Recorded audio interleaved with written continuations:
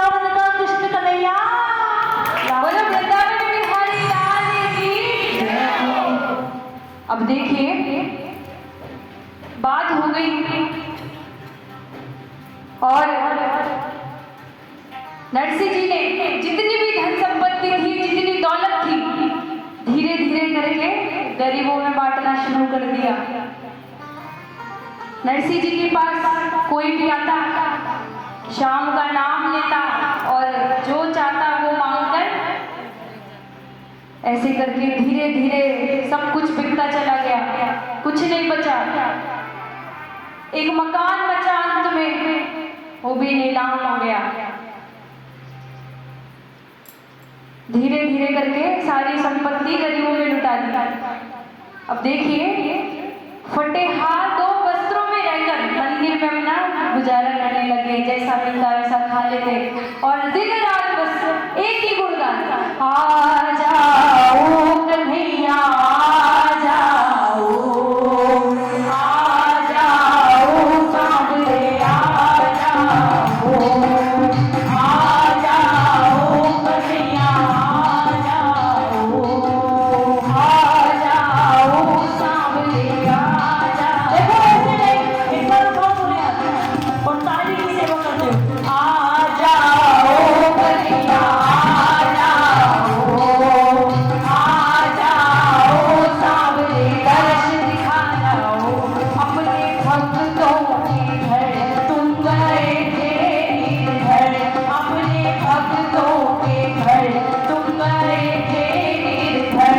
ये पता है ज़माने को, ये पता है ज़माने को, कान्हा आ जाओ ना मेरे घर के यहाँ कुछ पल भी बिताने को, कान्हा आ जाओ ना मेरे घर के यहाँ कुछ पल भी बिताने को।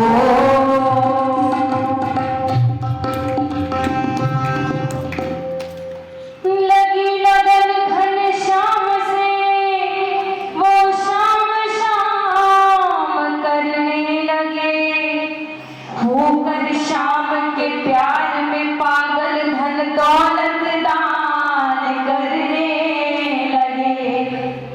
और समय गुजरता गया, जहाँ नानी बाई की शादी हुई थी, अब हाँ नानी बाई की बेटी बड़ी हो गई है। भैया थोड़ा थोड़ा चलने दो उसको। मीठा मीठा चलने दो। अब देखिए नानी बाई के ससुराल में बेटे की शादी की तैयारियां धूमधाम से होने लगी। सबको निमंत्रण लिखे जाने लगे, किस किस को शादी में इनवाइट करना है। नानी बाई ने देखा कि मेरे ससुराल वालों ने सबको निमंत्रण पत्रिका भेज दी, लेकिन इन्होंने मेरे पिताजी को अभी तक चिट्ठी नहीं दी। नानी बाई ने पूछा, अरे मेरे पिताजी को भी तो चिट्ठी लिखो, वो भी तो शादी में आएंगे। नानी बाई के ससुराल वालों ने जवाब दिया, अरे उसे यहाँ बुलाकर हमारी बेइज्जती थोड़ी करवानी है, वो कंगला, वो रोडपति, उसे यहाँ बुलाकर हमारी इंसल्ट, हमारी बेइज्जती थोड़ी करवानी है, हम नहीं बुलाएंगे। नानी बाई कहने लगी, आप बुलाओ, उनसे जो बल पड़ेगा वो लेकर के आएंगे, लेकिन आप चिट्ठी तो लिखो। नानी बाई जिद पर अड़ गई। ससुराल वालों ने सोचा कि ये तो मान नहीं रही, एक काम करते हैं, भात की लिस्ट इतनी लंबी चौड़ी लिख देते हैं कि जैसे नरसिंह पड़ेगा वैसे ही नहीं आएगा। अब देखिए भात की लिस्ट लिख दी और निमंत्रण पत्रिका के साथ में रखकर नरसिंह जी के पास पहुंचा दी। अब चिट्ठी पहुंची नरसिंह जी के पास और नरसिंह जी ने एक हाथ से चिट्ठी पकड़ी और दूसरे हाथ कन्हैया को पकड़ा दिया।